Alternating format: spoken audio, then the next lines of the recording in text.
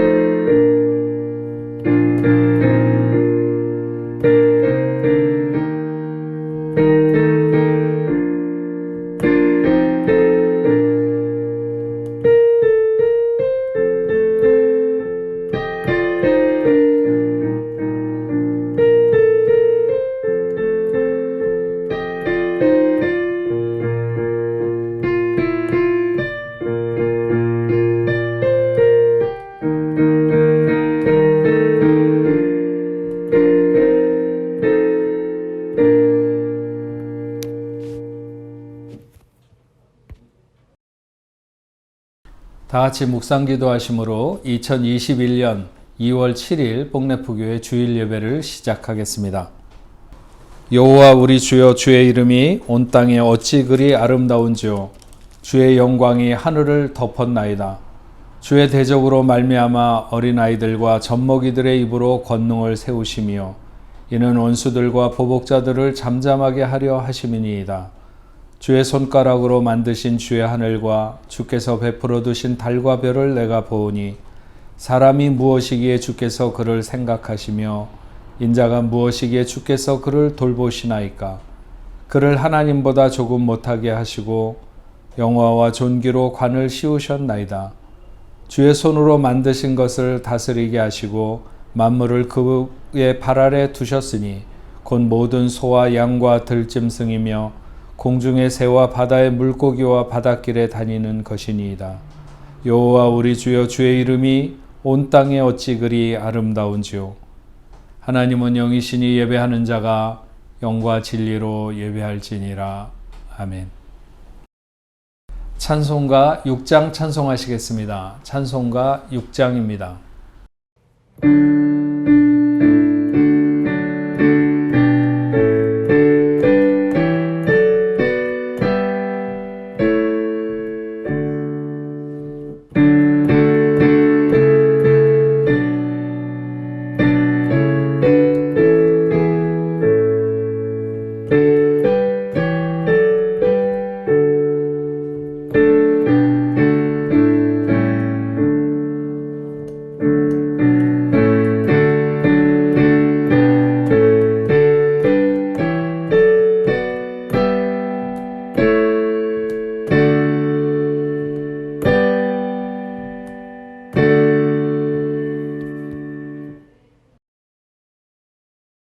나는 전능하신 아버지 하나님, 천지의 창조주를 믿습니다.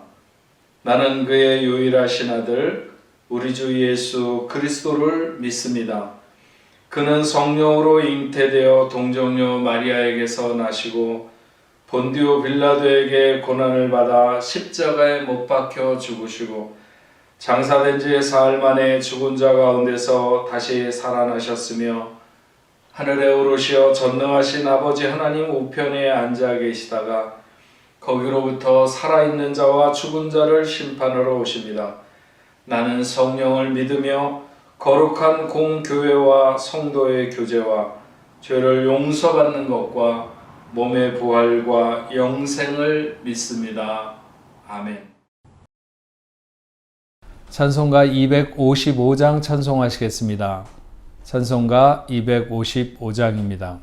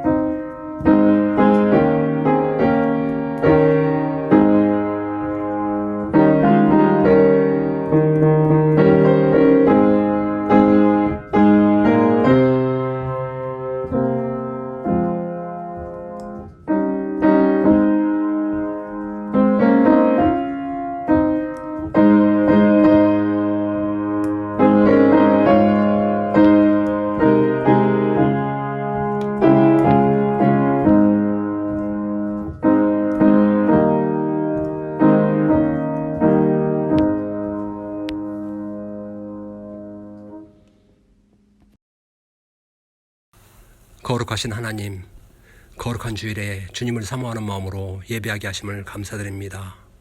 이 시간 저희가 한마음 한뜻으로 하나님을 경배하오니 우리의 예배를 받아주시옵소서. 험한 세상 살다가 하나님 앞에 나와선 저희의 모습을 돌아봅니다. 온전한 삶으로 산제사를 울려드리지 못하고 주님의 뜻과 동떨어진 삶을 살았습니다. 하나님 자녀로서의 정체성을 잃어버린 채 살았습니다. 저희의 죄를 용서하여 주시옵소서. 돌처럼 굳어진 우리의 마음을 주님의 사랑으로 다시 살처럼 부드러운 마음으로 변화시켜 주시옵소서. 우리의 빈 심령을 성령으로 가득 채워 주시옵소서. 어떠한 경로를 통해서라도 하나님이 원하시는 뜻이라면 반드시 이루시는 주님의 섭리를 알게 하시옵소서. 그리하여 어떠한 처지, 어떠한 고난 속에서도 주님께서 약속하신 상급을 기대하며 절망하지 아니하고 새로운 힘을 얻는 저희가 되게 하옵소서. 때로는 예측할 수 없는 고난과 환난을 허락하시지만 그 뒤에 예비하신 큰 기쁨과 놀라운 복을 믿어 의심치 않는 성도들 되게 하시옵소서. 그 어떤 상황에서도 주님의 마음을 가지고 교회와 이웃을 섬기고 돌보는 저희가 되게 하시옵소서. 이 시간 선포되는 말씀으로 한 주간을 살아가는 승리하는 삶을 살게 하옵소서. 말씀 대언하시는 담임 목사님, 주님의 오른팔로 붙잡아 주시고 성령 충만 주시옵소서. 오늘도 저희가 드리는 예배가 온 마음과 뜻과 힘을 다하여 드리는 예배가 되게 하여 주시고 우리 모두에게 성령으로 기름 부으셔서 참된 예배자로 하나님 앞에 서게 하시옵소서. 거룩하신 예수 그리스도 이름으로 기도드립니다. 아멘. 성경 말씀 보시겠습니다. 하나님께서 오늘 우리에게 주시는 말씀은 신약 성경 마태복음 13장 1절부터 9절 말씀까지 보도록 하겠습니다. 신약 성경 마태복음 13장 1절부터 9절 말씀까지 보겠습니다. 그날에 예수께서 집에서 나가사 바닷가에 앉으심에 큰 무리가 그에게로 모여들거늘 예수께서 배에 올라가 앉으시고 온 무리는 해변에 서 있더니 예수께서 비유로 여러 가지를 그들에게 말씀하여 이르시되 씨를 뿌리는 자가 뿌리러 나아가서 뿌릴새 덜어는 길가에 떨어짐에 새들이 와서 먹어버렸고 덜어는 흙이 얕은 돌밭에 떨어짐에 흙이 깊지 아니하므로 곧 싹이 나오나 해가 돋은 후에 타서 뿌리가 없으므로 말랐고 덜어는 가시 떨기 위에 떨어짐에 가시가 자라서 기운을 막았고 덜어는 좋은 땅에 떨어짐에 어떤 것은 100배, 어떤 것은 60배, 어떤 것은 30배의 결실을 하였느니라. 귀 있는 자는 들으라 하시니라. 아멘. 네, 복내포 성도 여러분, 한 주간 동안도 평안하게 잘 지내셨습니까? 이제 어느덧 1월이 다 지나가고 2월을 시작하는 첫 주일입니다. 매주 한 주 한 주간 신속하게 지나는 것 같지만 그래도 여전히 우리들의 그 생활의 여러 가지 모습들이 불투명하거나 아니면 불안의 요소들이 가시지 않는 점들이 여전히 많이 남아 있습니다. 요즘에 변종 바이러스도 많고 그래서 우리가 각별히 조심하면서 이 어려운 시간들을 잘 이겨낼 수 있게 되기를 바라면서 오늘 마태복음 13장에 있는 말씀을 통해서 하나님 나라를 대하는 4가지 마음이라고 하는 이런 제목으로 오늘 말씀을 생각하면서 하나님이 우리에게 주시는 은혜를 나누고자 합니다. 오늘 말씀을 대하는 우리가 대하는 하나님의 말씀은 씨 뿌리는 비유에 대한 말씀입니다. 마태복음 13장 그러니까 오늘 본문 전까지는 주님이 비유로 말씀하시지 않았습니다. 그런데 오늘 13장을 시작하면서 주님이 7가지나 이 13장에서 비유로 말씀하시는 것을 알 수 있습니다. 하나님의 나라에 대해서 본격적으로 말씀하시면서 비유를 쏟아내신 것인데 그 첫 번째 비유가 바로 씨 뿌리는 비유인 것이죠. 주님이 비유로 말씀하시니까 제자들이 주님 왜 비유를 사용하십니까? 이렇게 물었습니다. 그랬더니 주님이 오늘 본문 다음에 보면 나오는 말씀에서 11절 12절에 이렇게 말씀합니다. 대답하여 이르시되 천국의 비밀을 아는 것이 너희에게는 허락되었으나 그들에게는 아니 되었나니 무릇 있는 자는 받아 넉넉하게 되되 없는 자는 그 있는 것도 빼앗기리라. 주님의 이 말씀을 여러분들은 잘 이해하시는지 모르겠습니다. 왜 비유로 말씀하시냐고 하니까 감추어진 비밀이기 때문에 그렇다고 말씀하셨습니다. 그러니까 천국은 모두에게 다 오픈되어 있는 것이 아니고 아주 비밀스러운 이야기로 들어야 할 사람이 있고 들어서는 안 될 사람이 있다. 이렇게 말씀하는 것입니다. 그러면서 주님이 14절과 15절에 보면 이사야서 6장 9절과 10절에 있는 말씀을 인용하고 있습니다. 이사야의 예언이 그들에게 이루어졌으니 일렀으되 너희가 듣기는 들어도 깨닫지 못할 것이요 보기는 보아도 알지 못하리라.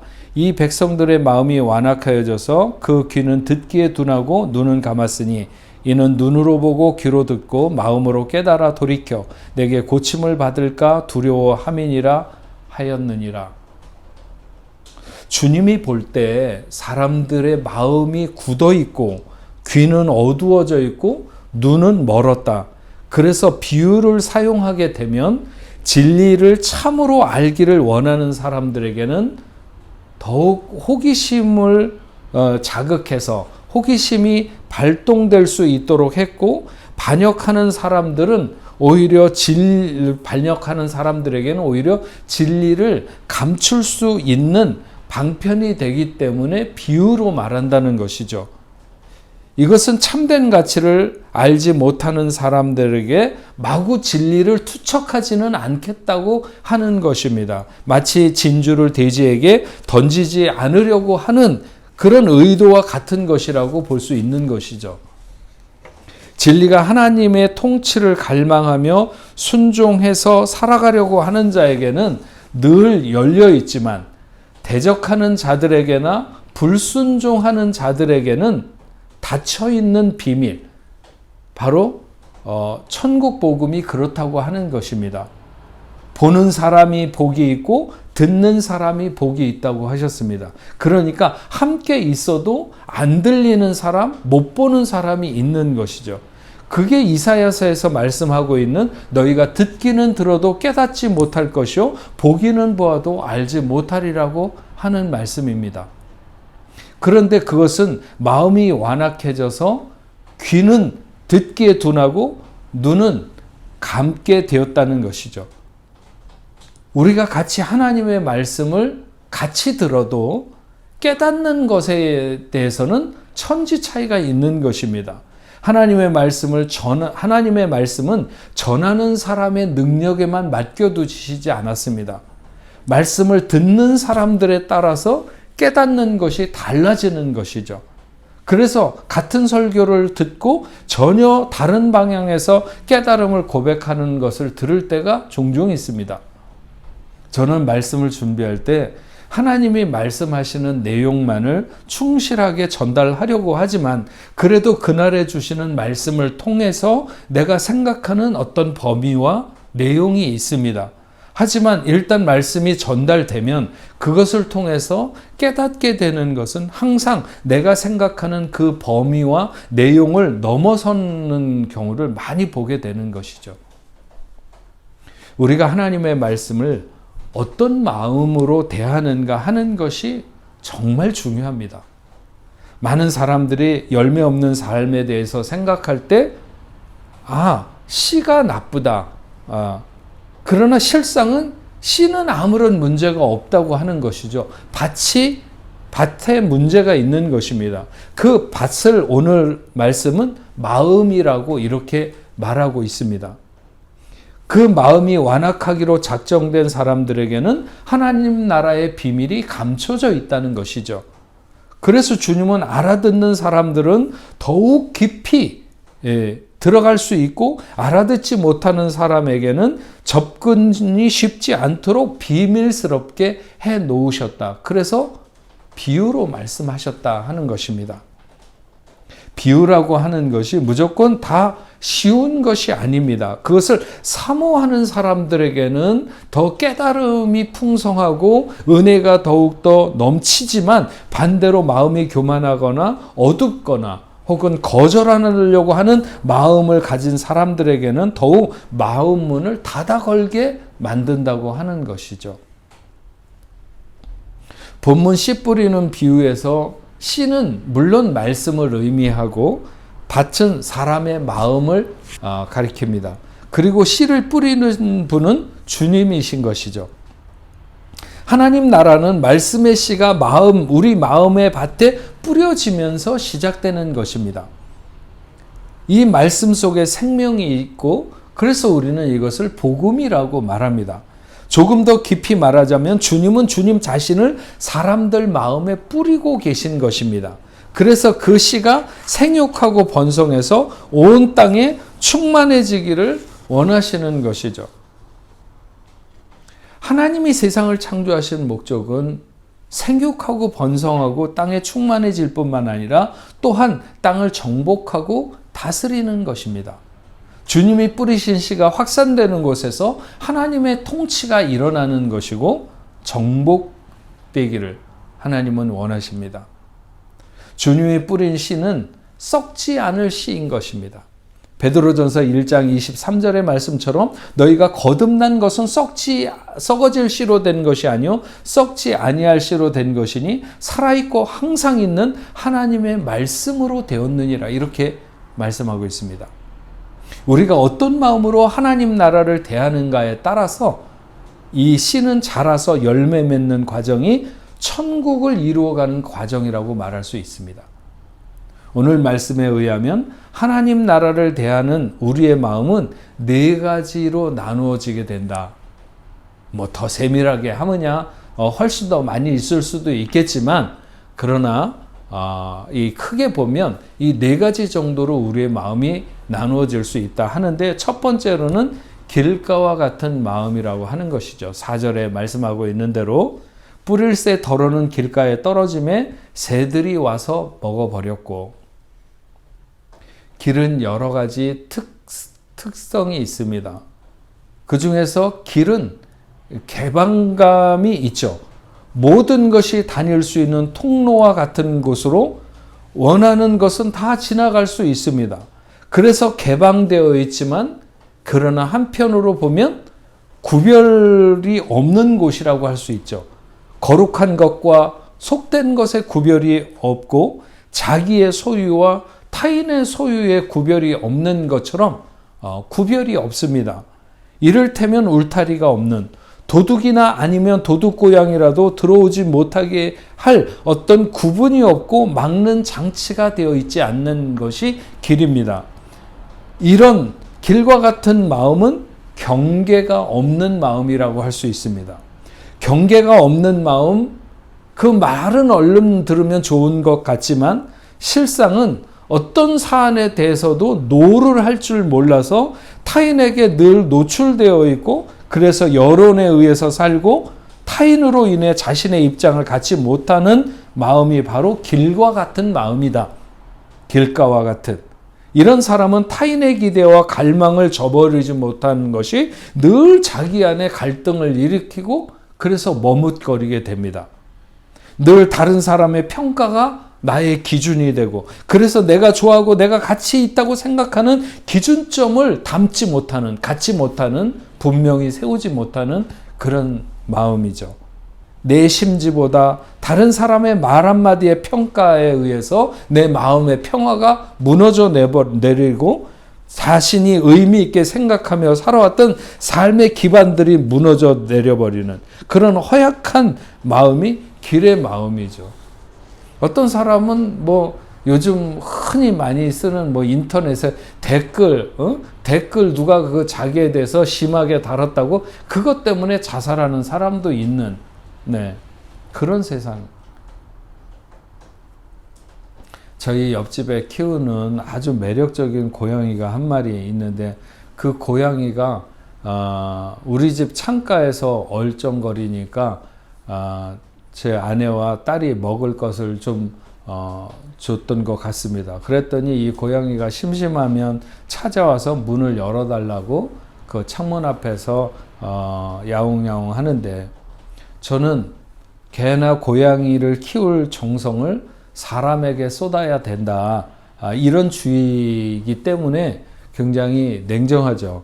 그래서 고양이는 내가 있으면 못 들어오고, 또 내가 못 들어오게 하는 것을 눈치를 채고 내가 있으면 창가에서 돌아 앉아가지고 먼 산을 바라보면서 이렇게 있곤 합니다. 그러다가 엊그저께는 저 혼자서 이렇게 그 응접실에 앉아 있는데 또 고양이가 와가지고 이렇게 보니까 제가 혼자 있으니까 저를 이렇게 빤히 쳐다보는 거예요. 그래서 저도 쳐다보고 있었는데, 아마도 서로 이렇게 눈빛이 교환되는 와중에 그 고양이가 내 눈빛이 흔들리는 것을 보았는지 저희 딸이 와가지고 창문을 열어주니까 이 고양이가 들어와 가지고 꼬리로 저를 툭툭 이렇게 치고 몸으로 비비고 그러더니 가만히 있으니까 이 고양이가 제가 앉아 있는 무릎으로 올라와서 그 무릎에 누워 가지고 편안하게 눈을 감고 잠을 청하는 것이었습니다. 그때 저는 알았죠. 내 눈빛이 흔들릴 때 고양이가 길을 만들었구나. 내가 흔들리면 거기에 길이 생기는 것입니다. 뭐든지 다 지나가며 내 마음을 흔들어 놓는 그런 길이 생기는 거죠. 길가와 같은 마음은 그렇게 만들어지는 것입니다. 길은 딱딱한 특징이 있습니다. 기경된 적이 없는 굳은 땅인 것이죠. 씨를 뿌리기 위한 땅이 아니라 세상이 통행하는 땅입니다. 무엇이든지 들어오고 언제든지 또 들어오기도 하고 모든 것이 지나가는, 그래서 때로 말씀도 있고 기도도 있지만 그러나 마귀도 있는 거죠. 새가 와가지고 그 씨를 물어가 버리는 것입니다. 말씀의 씨가 뿌려지기는 하지만 뿌리를 내리지 못합니다. 말씀을 듣고 있지만 말씀을 듣고 있으면서도 어떻게 하면 돈 벌 것인가, 어떻게 하면 사업을 잘할 것인가, 아니면 뭐 친구 생각, 온갖 세상에 돌아가는 별스러운 잡스러운 생각들을 다 왔다 갔다 하는, 그래서 씨가 떨어지자마자 새는 마귀를 뜻하지 않습니까? 그 마귀가 낚아채어 가는 것이죠. 마음의 생각은 항상 자유로워서 내가 원하는 선택을 마음대로 할 수 있습니다. 그러나 깊이 사로잡히면 빠져나오기 어려운 게 마음인 거죠. 그래서 한번 마음을 준다는 것은 굉장히 위험한 일입니다. 깊이 생각하고 옳은 방향을 정해서 마음을 쏟고 살아가는 것이 아니라 그냥 어쩌다 보니 우리의 마음의 방향이 정해져서 어디로 가는지도 알지 못하면서 그냥 망하는 길로 가는 사람들이 너무나도 많은 것입니다. 하지만 우리의 생이 그렇게 흘러가서는 안 되는 것이죠. 진리를 알고 그것에 입각한 바른 삶이 무엇인지를 알고 교육과 훈련을 통해서 계속 교정시켜가면서 나아가는 삶이 축복받은 삶이라고 할 수 있습니다. 기껏 고양이에게 길을 나게 한 마음이 전부라면 그것은 무슨 문제가 있겠습니까? 그러나 길가와 같이 구별이 없고 딱딱하게 기경되지 않은 마음으로 하나님 나라를 소유할 수는 없다고 하는 것입니다. 아무리 좋은 것을 받아도 새가 물어가 버리는 길가의 마음이 되어서는 안 된다 하는 것이죠. 두 번째로는 돌밭 같은 마음. 5절과 6절에 보면 더러 흙이 얕은 돌밭에 떨어짐에 흙이 깊지 아니하므로 곧 싹이 나오나 해가 돋은 후에 타서 그 뿌리가 없으므로 말랐고. 돌밭은 흙이 없는 것은 아닙니다. 하지만 얕고 그 밑에는 큰 바위가 있어서 뿌리가 내려갈 수 없는 강팍한 마음을 가지고 있는 것을 말하는 것이죠. 고집과 편견이 강하고 오해가 많은 마음, 상처와 아픔으로 경직된 사고를 가진 이런 마음들, 자기 것만 옳고 남을 인정하지 않는 특징이 있고 변명이 많은 특징이 있죠. 모든 사건과 상황 혹은 여건들을 내가 경험했던 나의 사연이거나 나의 이야기로 하고 해서 풀려고 하는 것입니다. 내 마음에 들어야 옳고 내 마음에 안 들으면 다 틀린 것으로 간주하는 편벽되고 왜곡된 자아로 인해서 대인관계가 어렵고 불편한 이런 마음들.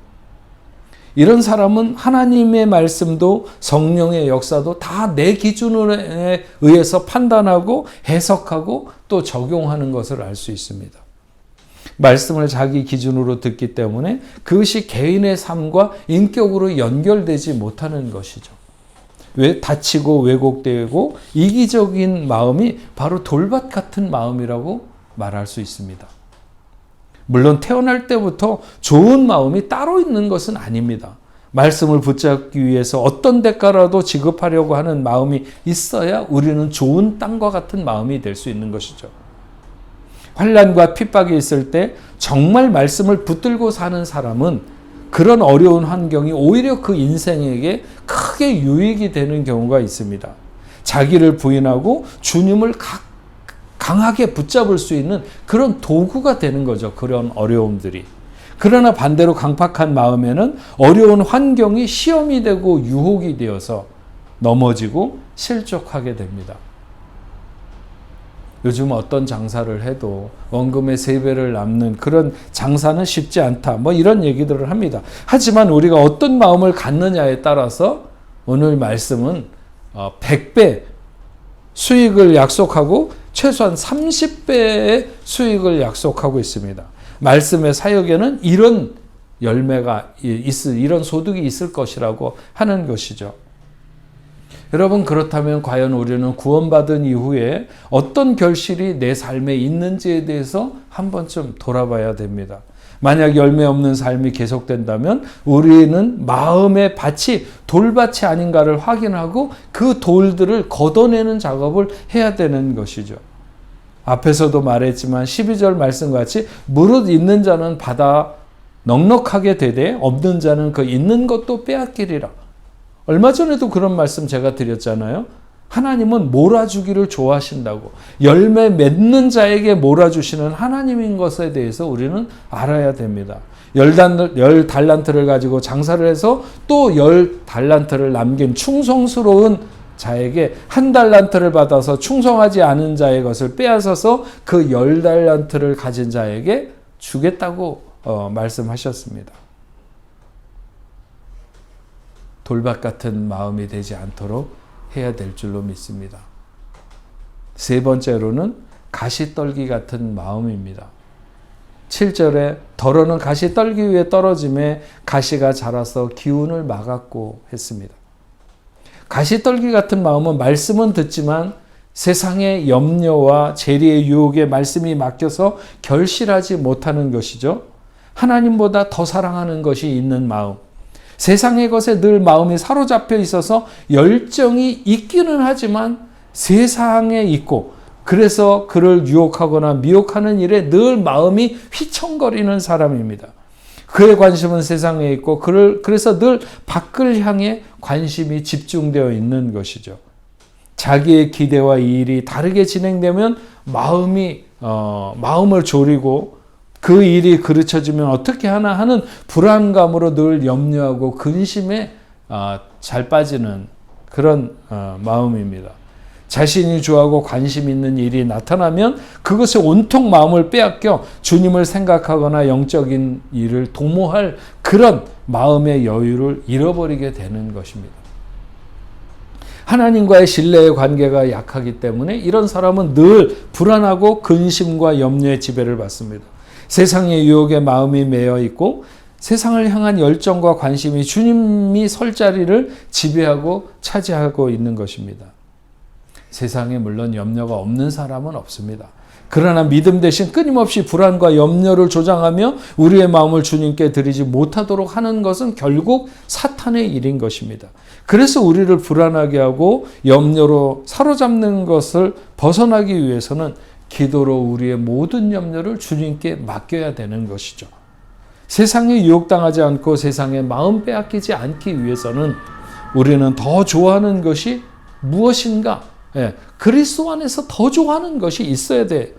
풍성한 열매 맺는 삶을 그리는 꿈의 사람이 되어야 된다. 저는 그렇게 봅니다. 어떻게 하면 좀 넘치는 삶으로 하나님께 영광을 나타낼 수 있을까? 어떻게 하면 하나님을 기뻐 춤추게 할 수는 없을까? 이런 생각이 깊어야 시시한 세상의 것으로 만족하는 그런 삶이 아니라 그런 것을 넘어서는 삶이 될 수 있는 것이죠. 요즘 이렇게 코비드-19로 인해서 거의 모든 것이 다 스톱되어 있으니까 모든 것이 안타깝습니다.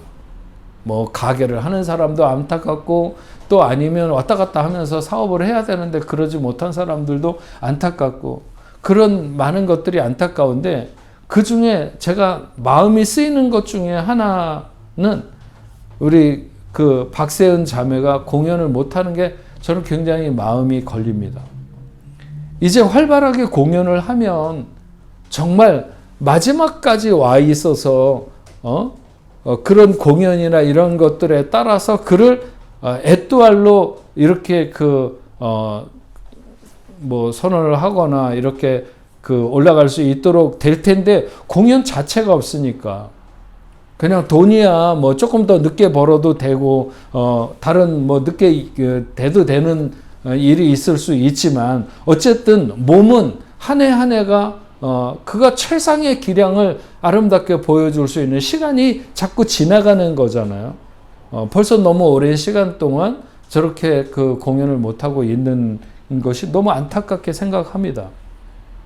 하지만 저는 단지 애도할 되는 것이 우리 그 세은 자매의 그 목적이라면 그것은 결국 이루어도 그렇게 큰 별것은 아닐 것이다. 저는 그런 생각을 해봅니다. 세계적인 발레단의 세계적인 무용수인데 주일에는 어린아이들 몇 명을 데리고 주일학교 교사를 한다? 그건 굉장히 대단한 일이죠. 네. 아니 애뚜알이 되어서 하나님의 기쁨이 되고 싶다면 그분의 영광이 되고 싶다면 우리가 생애에 좀 더 하나님이 기쁨을 이기시지 못할 그런 꿈, 내 생을 통해서 그런 것을 이루어 드릴 수 있는 것은 무엇일까? 나는 세상이 인정하면 할수록 마음을 하나님께 두는 사람들, 그런 사람들을 보면 정말 대단해 보이고, 우리가 그런 마음의 밭을 가져야 된다. 그렇게 생각이 듭니다. 그래서 네 번째 마지막으로 오늘 우리에게 우리가 가져야 되는 마음은 옥토와 같은 마음인데 8절에 보면 더러는 좋은 땅에 떨어짐에 어떤 것은 100배, 어떤 것은 60배, 어떤 것은 30배 결실을 하였느니라. 옥토와 같은 마음은 주님에게 대하여 배고프고 목마르고 갈망하는 그런 마음입니다. 씨를 받으려고 기경되고 갈급하게 기다리는 마음, 그리스도에 대한 갈망이 큰 마음, 어떻게 해야 내가 주님처럼 살 수 있을까? 예수로 목마른 마음, 바로 그런 마음에 뿌려진 씨를 통해서 꽃이 피고 열매가 맺는데 풍성하게 맺게 되는 것이죠. 옥토와 같은 마음은 성령님께 열려있는 마음입니다. 세미한 음성을 놓치지 않고 하나님의 작은 음성이라도 어떤 사인이라도 자신의 생애에서 캐치해서 그 사인대로 순종하면서 살려고 하는 그런 마음, 모든 환경이나 모든 만남, 모든 일상을 통해서 하나님의 역사가 나타나기를 기대하고 자기를 통해서 틀림없이 이 시대에 하나님의 구속사가 진행되고 있다고 생각하는 그런 믿음을 가지고 확신을 가지고 살아가는 그런 마음이라고 볼 수 있죠. 어려운 일을 당해도 분명히 하나님의 섭리가 있으리라고 하는 기대를 내려놓지 않고 주님의 선한 뜻을 보기 원하는 그런 마음이라고 할 수 있습니다. 말씀을 사모해서 하늘의 신령한 세계를 보기 원하고 말씀이 담기는 순간을 절실하게 되는 밭에 씨를 뿌려놓고 수확을 기대하지 않는 농부가 어디 있겠습니까? 하물며 하나님이 말씀에 씨를 뿌려놓고 그것에 대한 기대가 얼마나 크겠습니까? 왜? 그 씨가 너무나도 귀한 생명의 씨이기 때문에 그런 거죠. 주님이 이 땅에 나타날 수많은 수확을 위해서 하늘의 미랄로 희생되셨습니다. 주님의 십자가의 부활은 생명의 수확을 위한 것이었습니다. 십자가의 능력이 무력화되어서는 결코 안 되는 것이죠. 성령의 마음을 옥토와 같이 했던 성경의 마음을 옥토와 같이 하고 기다렸던 사람들은 수도 없이 많이 나타나 있습니다. 이를테면 사도행전 8장에 나오는 에디오피아의 내시 구스가 그랬습니다. 그는 마음을 열어놓고 복음을 받아들였습니다. 하나님을 사랑하는 마음으로 구제에 열심을 내었던 이방인 백부장 고넬료가 그랬고 예수님을 만났을 때 자기가 누군가의 것을 토색한 것이 있다면 4배나 갚겠다고 했던 삭개오가 바로 그런 사람이었죠. 그 사람들은 정말 마음이 옥토와 같이 그런 말씀이 떨어질 때 바로 그곳에서 싹이 나고 또 꽃이 피고 열매가 맺어지는 그런 마음의 옥토를 가진 사람들이었죠. 오늘 하나님 나라를 대하는 네 가지의 마음은 그 나름대로 다 특징이 있습니다. 길가와 같은 마음은 그 마음의 중심이 타인에게 빼앗긴 마음이죠. 이것은 우리가 이타적인 사랑을 위해서 자기보다 남을 더 위하는 그런 마음이 아니라 자기의 중심이 없는 마음. 그래서 쉽게 휘둘리고 휘청거리고 진리에서 쉽게 이탈하는 그런 마음입니다. 돌밭 같은 마음은 자기 중심의 마음이면서 상처난 마음이라고 말할 수 있습니다. 고집스럽고 비뚤어지고 완고한 마음. 길가의 마음과 그 성향은 반대이면서도 그렇다고 해서 바른 중심을 가지고 있는 것은 아니죠. 내려놓아야 할 것을 내려놓지 못하고 비워야 할 것을 비우지 못한 마음. 길가는 아예 밭 같지도 않았습니다.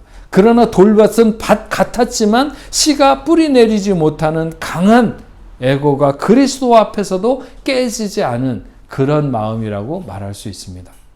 가시떨기 같은 마음은 한마디로 세상 중심의 마음인 것이죠. 마치 잎은 무성한데 열매가 없어서 책망받았던 무화과 나무처럼 결정적인 열매를 맺어야 되는 시간에 무너지고 돌아서고 배반하는 마음. 세상을 중심에 둔 마음은 그 마지막 시간에 드러나는 것을 알 수 있습니다. 옥토와 같은 마음은 결국 진리 중심, 그리스도 중심의 마음인 것을 알 수 있습니다. 하나님 나라를 소유하는 사람은 진리에 대한 흡인력과 그리스도만으로 살기로 작정하는 결단의 마음이 있습니다.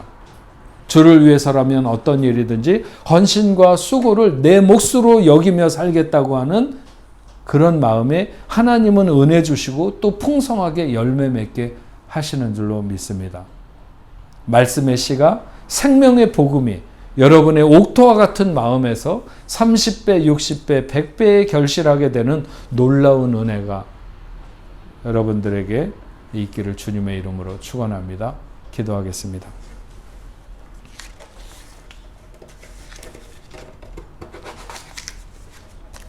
하나님 아버지 감사합니다. 오늘 마태복음 13장에 주님이 하나님 나라에 대한 비밀을 비유로 말씀하시는 것 중에 씨 뿌리는 비유를 말씀하셨는데 오늘 우리가 이 말씀을 들으면서 우리가 하나님의 나라를 어떤 마음을 가지고 대하는가에 따라서 나누어서 우리가 생각을 했습니다. 더러 사람들이 길가에 그 떨어진 씨앗처럼 길가와 같은 마음의 밭을 가지고 있는 사람이 있는가 하면 돌밭과 같은 마음을 가지고 있는 사람도 있고 또 아니면은 가시 그 밭과 같은 그런 그 마음을 소유한 사람도 있고 그러나 우리가 오늘 말씀을 들으며 다시 한번 새기고 소망하는 것은 옥토와 같은 마음을 가지고 우리가 하나님의 말씀을 받게 하시고 우리의 생애에서 정말 아름다운 열매가 30배, 60배, 100배 결실하는 그런 삶이 될 수 있도록 주님 도와주옵소서. 어려운 시대일수록 믿음의 사람들은 더욱 빛나는 법입니다. 이 시대가 우리가 살아내기에 그렇게 만만하지 않은 시대임에는 분명하지만 그러나 우리가 하나님을 의지하고 하나님을 바라보면 하나님의 은혜는 더욱더 놀랍고 오늘 우리가 순결하게 주의 뜻 앞에 온전히 설 수 있는 줄로 믿습니다. 우리 복내포 교회 성도들이 어디에서 어떤 모양으로 살아가든지 오늘 다 우리가 정말 하나님의 말씀을 옥토에 받아서 풍성한 열매를 거둘 수 있는 그런 삶이 되도록 하나님 인도하여 주옵소서. 예수님의 이름으로 기도합니다. 아멘. 찬송가 461장 찬송하시겠습니다. 찬송가 461장입니다.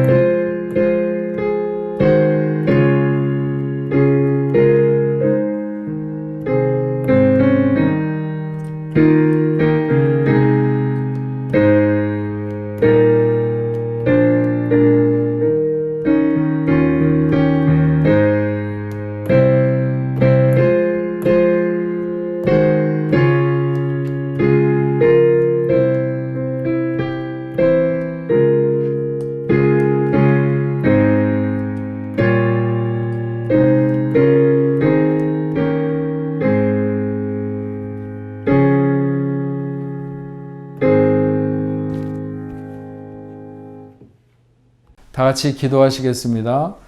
전능하신 하나님 아버지 감사합니다. 오늘 2월 첫 번째 주일 예배를 하나님 앞에 올려드리며 이 시간에도 우리가 귀한 예물을 구별하여 하나님 앞에 드립니다.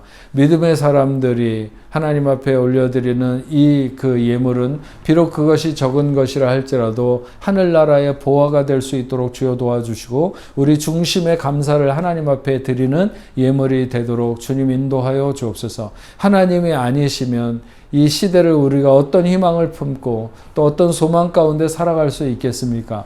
그러나 아무리 세상이 흔들리고 불안하다 할지라도 우리가 바라보는 주님을 의지해서 우리가 견고하게 담대하게 살아갈 줄로 믿습니다. 믿음의 자녀들 붙들어 주시고 저들이 경영하는 사업과 가정과 직장생활 하는 모든 일들 학업 외에도 하나님 함께 해주시며 넉넉하게 승리하는 귀한 자녀들 다 되게 하시고 또 이런 어려운 가운데서도 결코 무너지지 아니하고 주님을 의지할 때 놀라운 풍성한 하나님의 은혜를 복을 맛볼 수 있도록 주여 도와주옵소서. 11조로 감사 예물로 선교 헌금으로 주일 헌금으로 혹은 구제 헌금으로 여러 가지 모양으로 하나님 앞에 드리는 모든 손길들마다 하나님 함께하여 주셔서 메마르지 아니하게 하시고 넘치는 풍요를 맛보도록 그래서 우리가 부지런히 나누고 부지런히 하나님의 역사를 위해서 드릴 수 있는 그런 삶이 되도록 주여 도와주옵소서.